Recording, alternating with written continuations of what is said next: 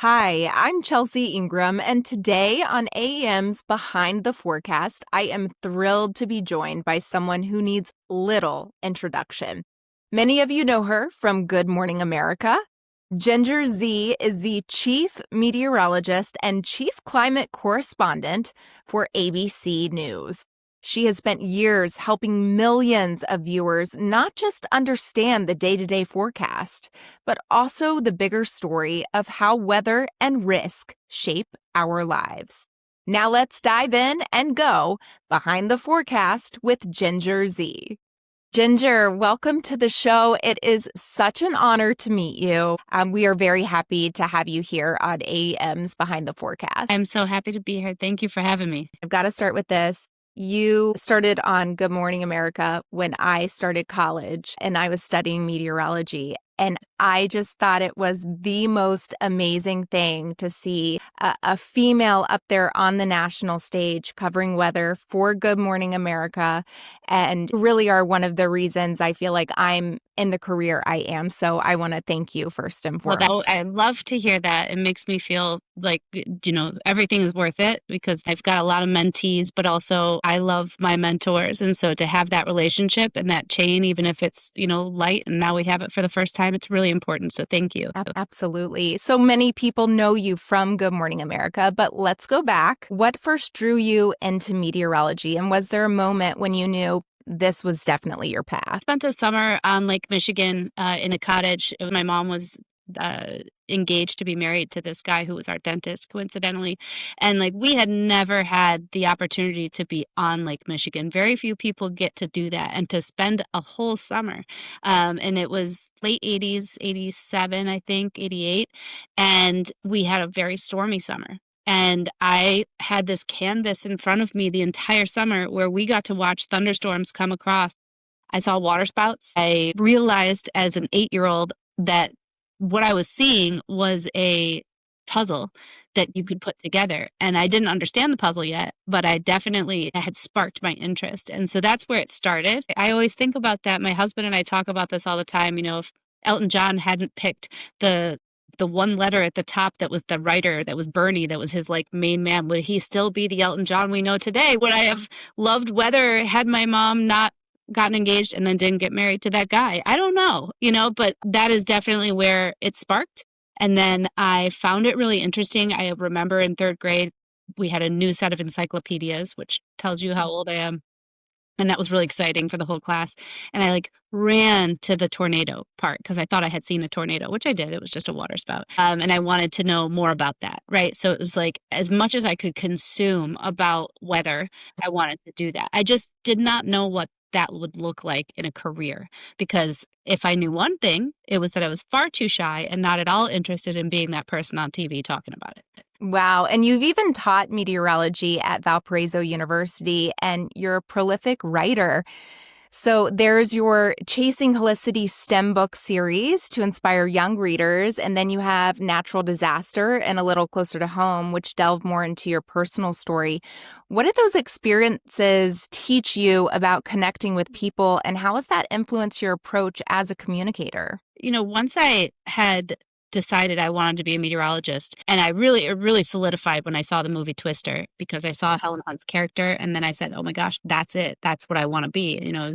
Hollywood can do really poorly with the science, but can do a great job inspiring someone to do a job that doesn't even really exist. I mean, it did, but barely. And I loved, from that moment forward, I had already investigated what does meteorology take, and I had been told a lot of science and math. And coincidentally, I thought that was kind of what I was good at. I told myself that story for a very long time, that I was only good at science and math, and that I wasn't a good writer or not good with English. And I think I perpetuated that story for so long that when I went and I was pregnant with my first son, this is more than a decade ago, I was looking for baby books about weather, and I really found that it seemed dismal out there. I was like, come on, somebody could do better than this. And I'm not a writer, but I could do that. And so I went to a couple contacts at Disney, and they were like, I mean, are you saying you're not a writer? Who said you're not a writer?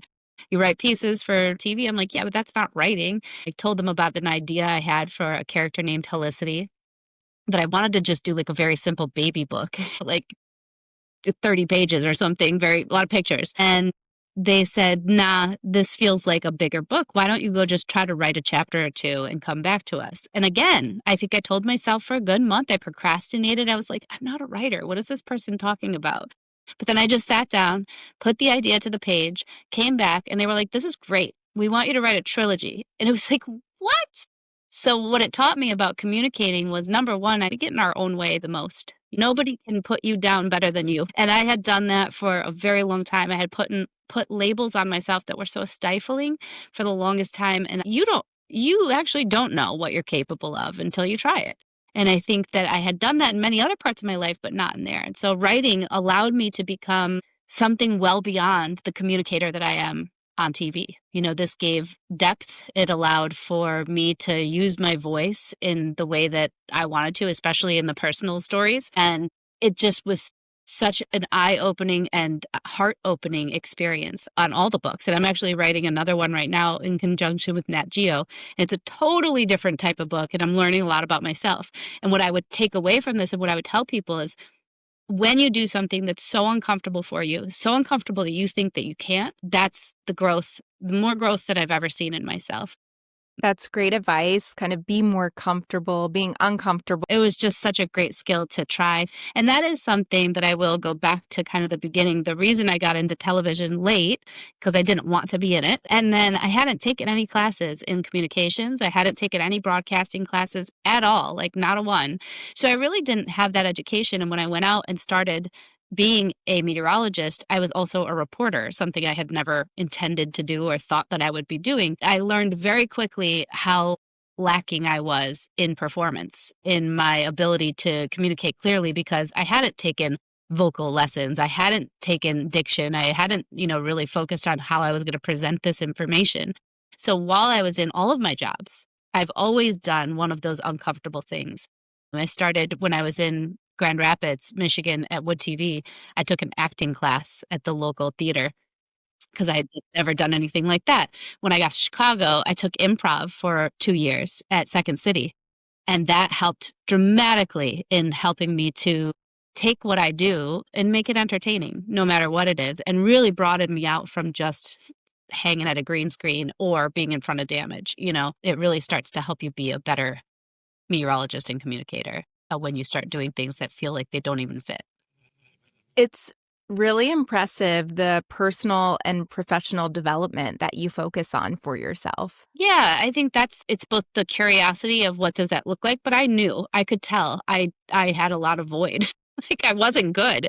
When I first sent out my VHS tapes, I think I came away, I had 3 internships. I had been on TV at PBS in Maryville, Indiana for 2 years. I came with a lot of confidence, and I got no callbacks that first round. And it was both humbling, but also like, well, I have to do something about this, because you can just sit there and kick rocks, or you can actually make change. Well, I have to tell you this. When my colleagues heard that I was interviewing you, some of our female meteorologists at AEM insisted that I share some of their questions. Of course. They were very excited to hear that you were going to be on the podcast. Great. So here's question number 1.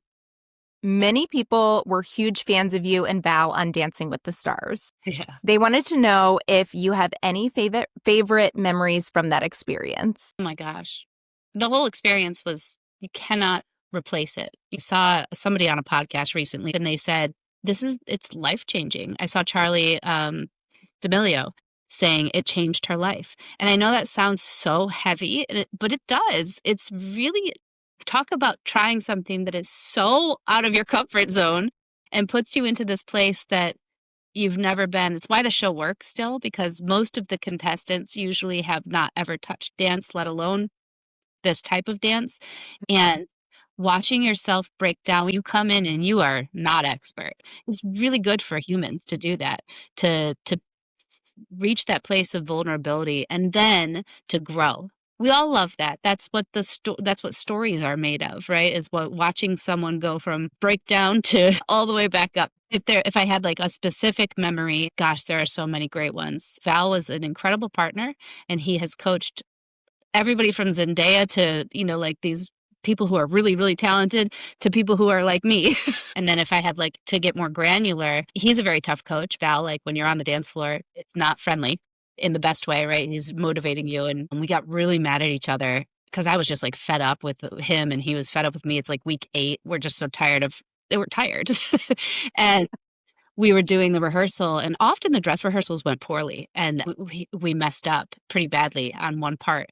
And the anger now, when we went and did the real show, it is a tango, and the anger we have for each other is like where the drama came from, and it's real. But it's like, but I couldn't have made that face had I not been so upset, and he couldn't have done. And I think we both danced with the right intensity, and the tone of the whole dance was something we had never created before because we were that mad. So I love that, sometimes things feel like they're gonna implode, and then really it was the best thing. I think that was our first time getting all 10s, and it was just really special, and it's a beautiful dance. Well, what advice would you offer to someone who wants to pursue a passion project outside of work? Dive in, like that's obviously like this is the funny part about our business is you have to let them know because you can't do anything because you're owned, and it's like the strangest thing to feel that. So once your employer knows about it and they're cool with it, I say dive all the way in, taking that extra time and just remembering it's not time away from whatever it is that you want to be in your career. It is time for it, actually. It's making you stronger. And I will make the analogy. My 9-year-old son got off the bus and he's like in tears right away. I'm like, what happened? And he's like, everybody's picking one sport. Everybody's, I have to pick. It's too much pressure, but like I think I have to pick right now. And I'm like, first of all, absolutely not. You don't have to pick one sport. You're 9. You're in 3rd grade. But that's what we do throughout life. We think we have to do one thing, and we think that that's what makes us stronger. When often we know that multi-sport, for going back to the analogy of the kids, is better for their brain. It's better for their body. It prevents injury. It allows you to have more clarity in the thing that then you come back to because now you've had these other experiences, and it makes you better tenfold when you do something other than just the thing you do. Let's circle back to your writing. You have shared some really personal stories. What did you have to tap into to let yourself be so vulnerable and share so deeply with the public? Well, I didn't really intend to at all. I had gone to write that baby book. Then they said, write a trilogy. And as I'm talking to the editor, she says, I'm talking about what stories I would base this character on. And she's a great editor for this very reason. And she's listening to my personal stories. She's like, that's a book. Why don't you just like try to write a couple chapters of that? And I wrote a few, and she was like, oh my gosh. She's like, we have to do this first. This is better. This is bigger. And I was like, really? Okay. So I start writing. And then as I'm writing, I'm like, how much do you share?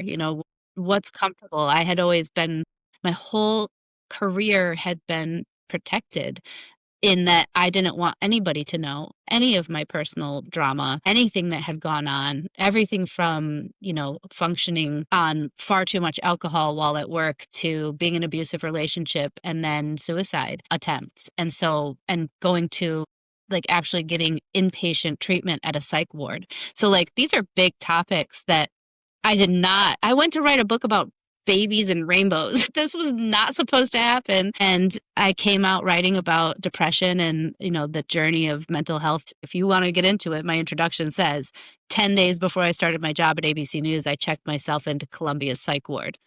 I believe they call that an attention getter now. But I thought for a moment there, it might be the end of my career, but it wasn't.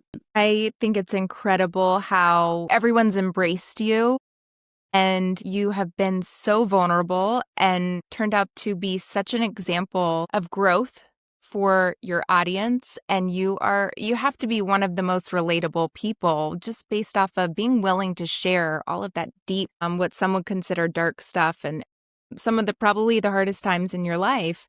And I appreciate you for doing that. It is dark, but it's also our whole lives are full of dark and light. And so if we just all share the light, what are we doing? We're not sharing reality. And I think, I was so lucky to have that unique job where I'm that first person often that shows up when somebody has lost it all, where they have like the trauma of their lives, losing a loved one or losing their home or everything they've ever worked for, their entire business. I see that dozens of times a year with the job that I do. And what a unique place to be where I get to watch the human spirit go through trauma processing, grief, and then the thing that is the cliche of news is like the community comes together. Well, yeah, it actually really does. And there's a reason for that. And I kept thinking as I was going through my mental health journey, the thing that we don't do when it's like I was saying, we're all just sharing the light, is we don't tell everybody, hey, tornado took my mind, whatever analogy you want to make. But I had a natural disaster in my mental health. Most people do. They might be different levels, but most people have something, some sort of trauma that they have either been through, are going to go through, know of, whatever, that it touches them.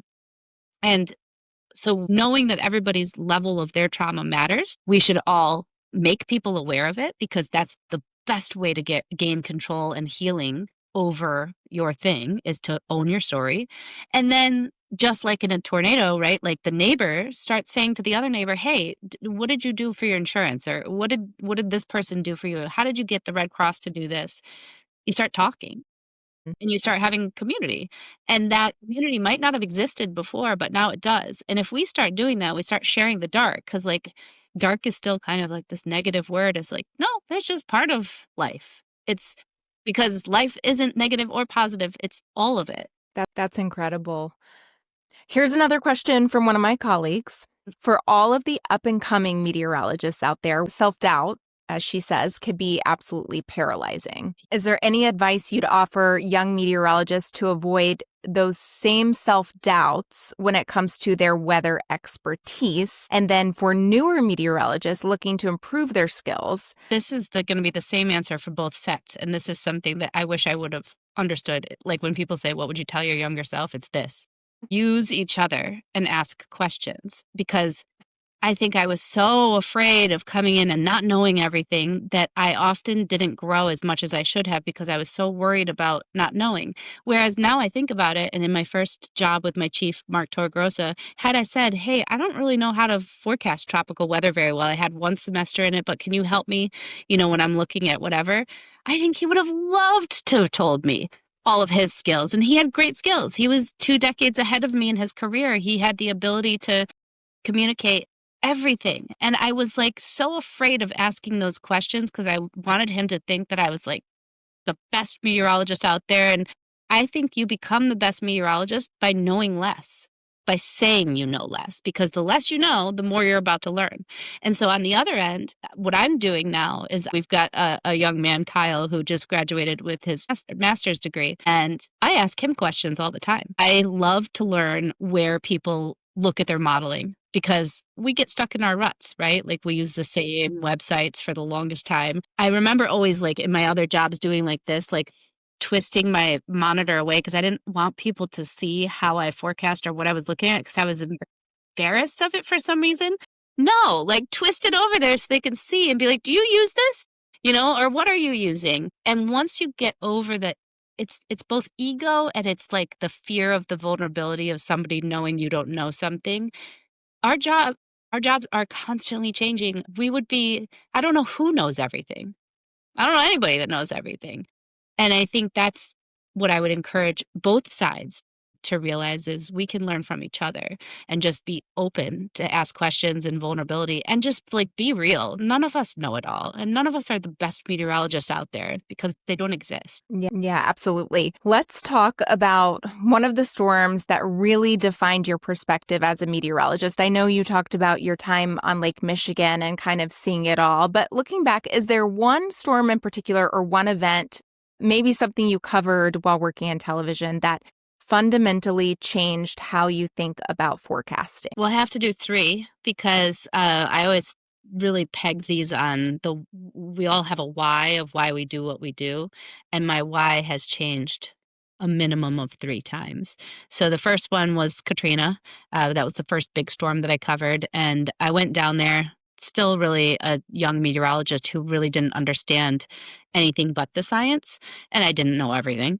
But I remember thinking, gosh, I can't wait to see a 22-foot surge line. Like I was really excited, weirdly, because I just had not honestly put together the humanity of it.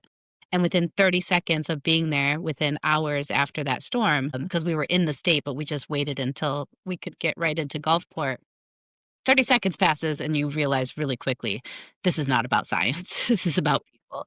And this is where, so the why of what I do changed right there. And it went from like my passion for meteorology to compassion. And I often will have people be like, "You're such a compassionate storyteller." And I always think back to Katrina. That is why. I got to really see significant loss. I saw these county medical examiners and people with their friends and family in body bags, like piling them up and just like those things can't leave you. And then it fast forward, I would say, to Hurricane Michael, which was the first big storm that as I walked out of this Cat 5 where I had been in a safe place, I had watched homes wash away just like made graphics for and video of for years. I asked everybody, and most storms that I had covered up until then, Sandy and all the other ones, I had said, well, why didn't you leave? Most of the time they'd be like, oh, we were looted last time, or, I didn't think it was going to be this bad, or whatever.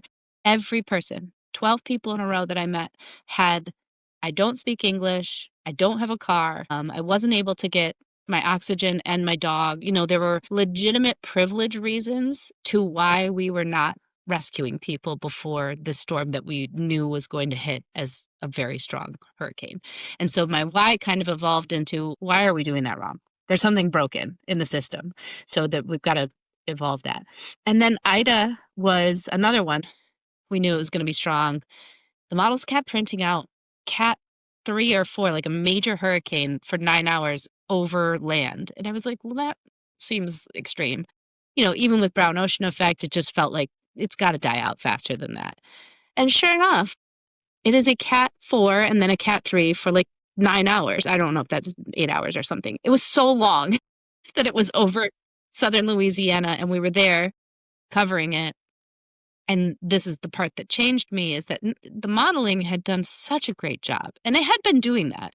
It had been doing that with extreme rain events. It had been kind of almost underdoing a lot of these. And in my forecasting history, I had been a conservative forecaster. I usually would go under so that people would never feel like I was overselling an event or hyping. We always get, accused of. But often the modeling did overdo it for the longest time. And then Ida was really that breaking point where I realized I've been seeing this trend where the modeling is like not just like verifying, it's underdoing it a lot of times. So then we see, okay, in 24 hours, the tri-state is going to have 7 to 9 inches of rain in 3 hours. And I'm like, well, that seems impossible because we've never had anything like that. And if that happens, we're going to have like people dying.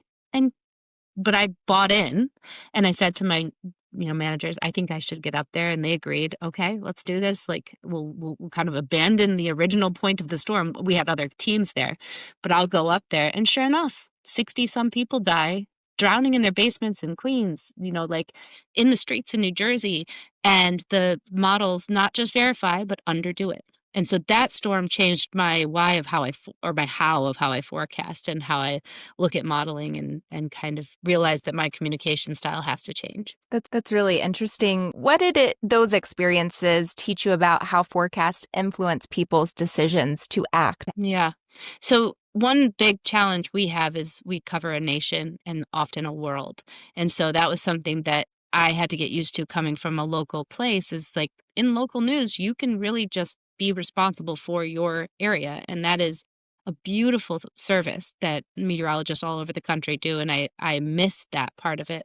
When it comes to the national, we often have multiple stories that are really impactful to people's lives. And the wildfires are a great example where the day before we were in Washington, D.C. Washington, D.C. has been pretty snow-starved, but they were having a big season, and this was going to be, I don't think it was their first of the season. I think it was the second, because I'd been there once before, but it was like, holy cow, D.C. is getting snow. We still got nothing. Boston was getting nothing. It was like meager. But D.C. getting snow shuts a lot of things down. It was really impactful. It was already a big season for them. And so we were like, well, let's cover that. But as I'm traveling down there, we're starting to see the models do what it was doing in Southern California.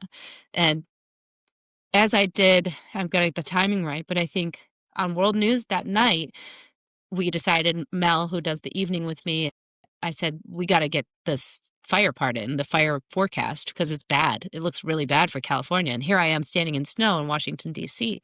But like, in the very short time that you have to try to cover these big major events. And I'm already standing in Washington, D.C. I'm not going to like forecast just for fires. It's like, how do you make people know the gravity of what you're saying when it's all pretty impactful? And so that night, we know what happened. We woke up in the morning. That fire had started, the two fires, and I was on a plane and straight out there. But it just felt like, how do you make in the short time that we have? And that's where I love social media because I think we have opportunity and we can use that. And I think I would, going back, if I could do that one again, I'd go even bigger. I had posted it everywhere. I had made sure that people knew that these were like insane winds that were coming and it was going to be a really bad night if any fire started. But like, you also can't imagine that a town like Altadena has no way of warning each other. Like that's not not my specialty, and I don't know the emergency managers there because again, I'm not on the local level. So hindsight is 2020, and could we go and do that differently? Yeah. One thing I wish, and I in my why of why I do what I do, I think that this like transition to emergency managers, and I've seen a lot more of the social science being shared and these kind of come togethers of emergency management and National Weather Service and broadcast and like actual groups of people who should be talking that have never talked before doing that. That's beautiful. And there are certain markets in this country that do a really great job at that. Slack has helped a lot. I find that Mhm. that really improved that communication. But sometimes it's just a phone call, right? Like, and not to be afraid of doing that. So I think the more we do that and the more we connect to those people who can make the call to send out the emergency alert or just make sure that they know that that's our job, you know? When you are live on air during one of these dangerous events, say it's during the event, Mhm. how do you decide what to emphasize so people actually act on the warning? Yeah, yeah. Well, it depends on the event and what the biggest, most immediate impact is. Helene is a good example where I harped on the inland rain, the wording from the National Weather Service up there in both in Western South Carolina and North Carolina, the catastrophic flooding to come, the Appalachia, chain of mountains that's going to make this event so much bigger, the storm that had come before. I did that in every single hit, and I still heard from all the people that said we never knew it was coming. And so, again, should I have been there instead of in Florida? No, still what was it, Cat 4, right? I don't know, whatever it was. It was still like incredibly strong hurricane making landfall with huge surge, record surge where I was in Treasure Island, 6 to 7 feet. It took everybody's car. It took everybody, thankfully they did better when it came to death and that kind of stuff. But we had another team positioned ready to go into North Carolina or South Carolina. And how do you do that? How do you put enough weight in a place? And now, if there is an inland flooding setup like that, I think what I would do is that means a lot to people when there is a human there. So if like as long as it's safe, I do think saying this is the spot we're talking about. Maps are only so good. People don't even know where Mhm. they live on a map. We've seen all of that social Yeah. science. You stand next to the store that they know or the well-known capital of whatever, and that's, at risk. Now people are like, "Oh, I know where that is. You're talking about me?" I do think that there's a real power in that. Yeah. Back to your point, I taught meteorology at a local college, and one of my first tests was just identifying places on a map, very simple places. And it's very true that maps can only go so Yeah, far. we do this all the time because we fight amongst ourselves, debate, on the meteorology team because we've got like 5 of them that work with me regularly, and there's certain people, they're like, "Oh, no, they know what they're looking at." I'm like, "They don't." Unless it's like Florida sticking out, maybe.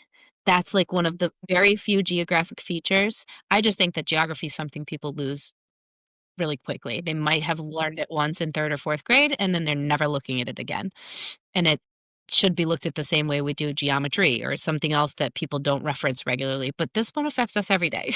So, plenty of meteorologists will tell you their role is to forecast weather, and they pretty much stop there. But you've embraced the larger picture as ABC's chief climate correspondent.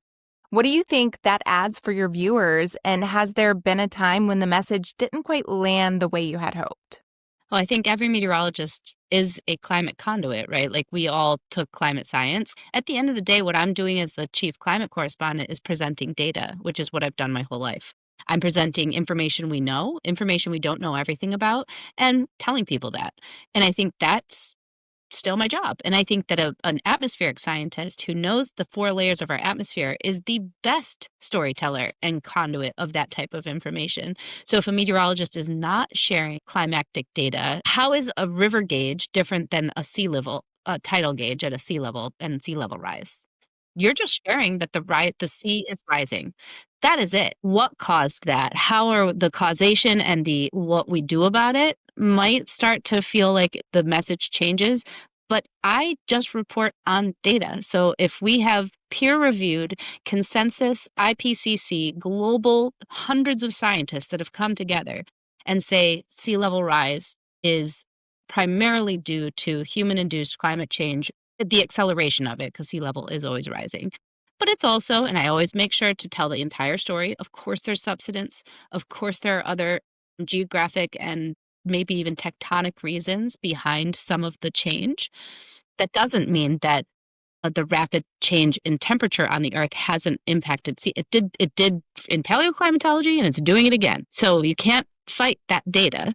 And then it's like, you'll have one study, like every one study that comes out that says, nope, that's wrong.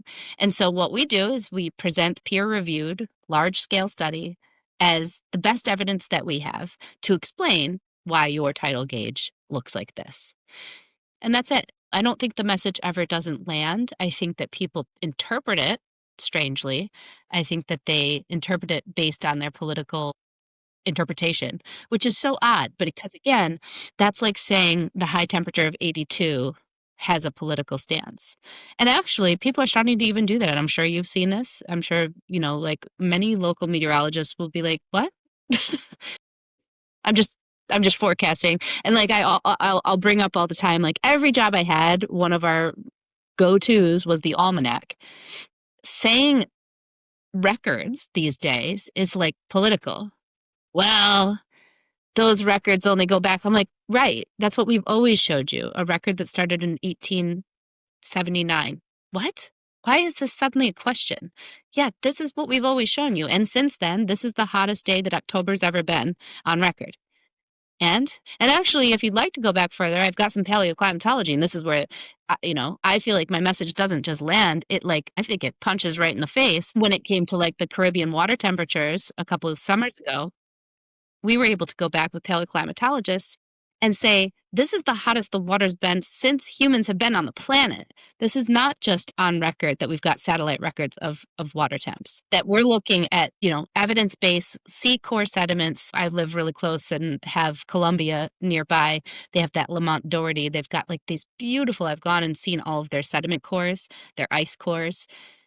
This science has grown so much in even the time that we've been around, that I've been in doing this for 20 years. What we knew 20 years ago is so different from what we know today. And it's beautiful to watch it evolve. It's just I think a lot of our audience hasn't come along for the ride, so we got to take them.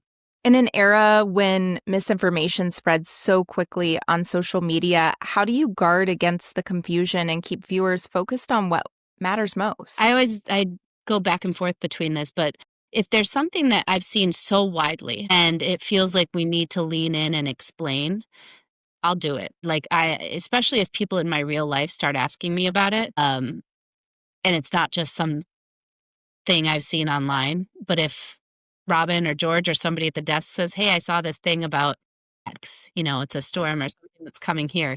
And I'll be like, "Oh boy, okay, so it's gotten that far. We need to address it." So I'll like lean into something if it's that. Now, if there are these kind of like there's a Cat 6, whatever, that was big on TikTok a couple of years ago when that Cat 6 lady got real popular. I do think on social there's a place where you can stitch with it and be like, "No, that's not a thing, and here's the reality."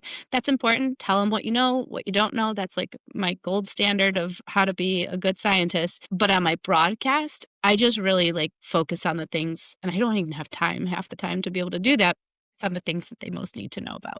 You are not just communicating in the moment, you're part of a larger ecosystem that helps communities prepare and respond. Let's talk about the resilience on that scale. For instance, from your vantage point, what separates communities that get by with minimal damage or rebound more quickly from those that suffer more significant and lasting damage? Well, repetition helps and hurts, right? So we'll go back to Helene just as like that example of climatologically Florida's West Coast didn't see a lot of action for a long time, but they were understanding the threat of for the longest time. So it's not like they don't know what storm surge is. And even if they're new to the area, somebody has probably taken the time to explain, hey, this water comes up these canals, it can go over here. This is what we've seen in events past, even if it was Charlie, it was 20 years ago. It wasn't last year, right? It was within the time that this generation or a couple generations remember. And so I do think that I hate to say that, but like experience counts. I see that that helps because people do understand. It can sometimes hurt too because they think that they know it all and they know what Charlie did. And so this one's going to do that. And so they forget that each storm is totally different and unique in its own way. And they all have their own things. But somebody who is more trained for a tornado is going to do better in a tornado than someone who gets an EF3 on the side of a hurricane that doesn't usually get EF3 tornadoes. So I think that is one of the big things.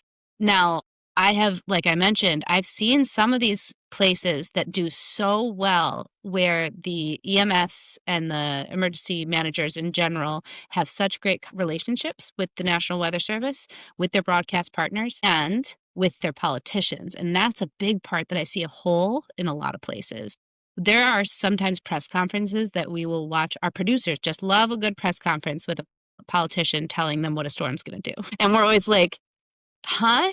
Half the time the person has, and this is not their job, but they have old information.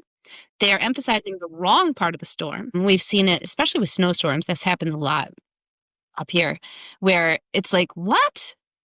It's not going to start at noon. And then I think you lose confidence because they're expressing something that's just not right, right? So I think that if we were able to help politicians get more pertinent information and have the emergency management, I'm going to go to the Buffalo blizzard as a good example, or bad example. Just like a modern day blizzard that should not have had the amount of deaths it had, but there were a lot of parts that played into it. And I think they learned a ton from. So, like, you do need those kind of like stamped moments where you say, okay, that's never going to happen again. The National Weather Service in Buffalo had put out 3 days before, this is a snowstorm, or there's a blizzard unlike any in this generation, or like, like you couldn't use bigger words. And so they went back and they like tried to figure out, unravel what happened here. Like, how did we miss that? And there were a lot of components to what went wrong there. And then I'll finally just say back to Helene, Asheville, you saw those epic pictures of the signs where it was like the 1916 floods and they were taken out. Of course, someone isn't 112 years old or whatever to remember that or more because they're not alive now to remember that storm. And so, yes, it's a historic marker, but most people aren't thinking that that's happening in that same place, even though it has before. And climatologically and both geographically is possible that that's the opposite of the Florida part, is that they don't have it often enough. What role does access to timely localized data play in that difference? And then local meteorologists, they're part of a larger weather enterprise, as you are as well. And then you've mentioned the National Weather Service, there's private forecasting firms, even citizen observers like Coco Ross.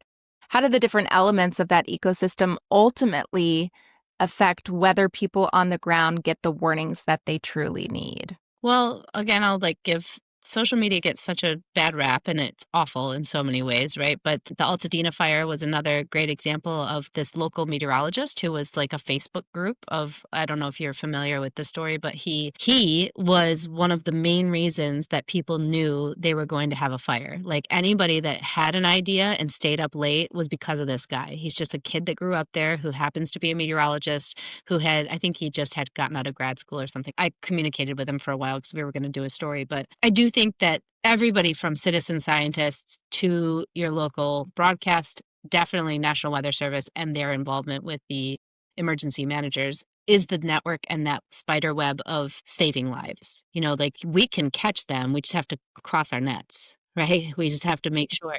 And then there's going to be that rescue before the rescue, that outreach part. And this is something I don't know if I have a good solution for yet. So if I'm thinking of the people in Asheville again, who has the money to go 2 hours away from their riverside home to go stay in a hotel just in case their river, out of all of the rivers, flood? That we're not down and granular enough in our forecasting, and I don't know that we're going to get that fast. So how do we not set up and this is where we need another group. Somebody else has to come into the net to catch the people before it happens.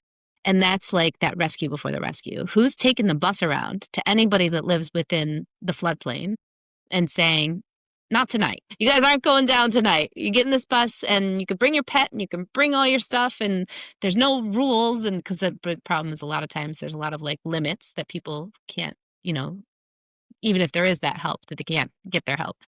That's what we need, is like the societal understanding that you can't go to work tomorrow, just in case. And that's okay. That's how science works. We learn from what doesn't happen and what does happen. But like, we need that financial stability for people to be able to miss that morning of work, just in case, and not have to drive through flooded roads, just in case. Like that's the part that we really need. And I do think that is what results, we know, in flooding. That's what results in a majority of deaths, is people getting in a car. I don't think most of those people are going to Taco Bell, to go do that. I think a lot of people have pertinent reasons that they're getting in their vehicle and they just either don't think it's going to be that bad or they don't realize or whatever it is. We should just it's like a snow day. Well, then don't go anywhere, right? And let that be okay. Ginger, let's look ahead to what the future might hold. So forecasting technology keeps advancing, from new computer models to AI to even faster communication tools. What excites you most about what's ahead for meteorology?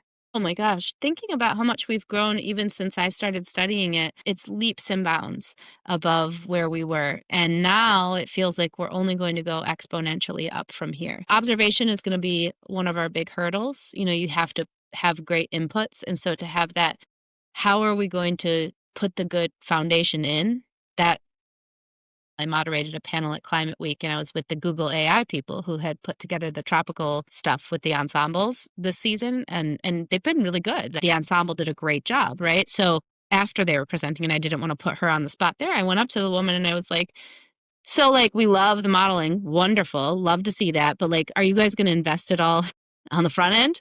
Because your modeling, our modeling, other modeling, none of it's going to work well if we don't have that input. And she was like, we've heard that from a couple people. So like, the more we can encourage the private sector and these next levels to also remember, you can't just crunch numbers based on what we have. You need more. I think we're just only go up from here. If every community could have one new tool or resource to help them be more resilient, what would it be? See, that I think we can go super simple. I think everybody needs to start with take some of the most successful communicators between those groups we've been talking about and just get a phone, like get a phone call going. I think the simple one is the one that we need to do first, and the easiest is set that up. But if we are talking about technology and what to get to make it better, again, I'm going to go to like the operational stuff, the stuff that you have to, the inputs is radar, fill a lot of these radar holes. I think having good rain gauges, like representative, more tidal, more river gauges, more observation, just so we can keep our climatological growth going, because that's going to also inform all of this AI and modeling. AI can't make a rain gauge, you have to make a rain gauge.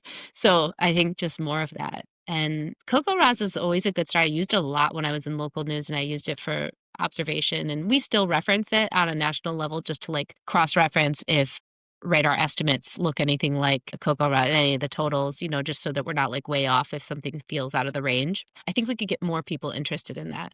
More citizen scientists would also be really helpful.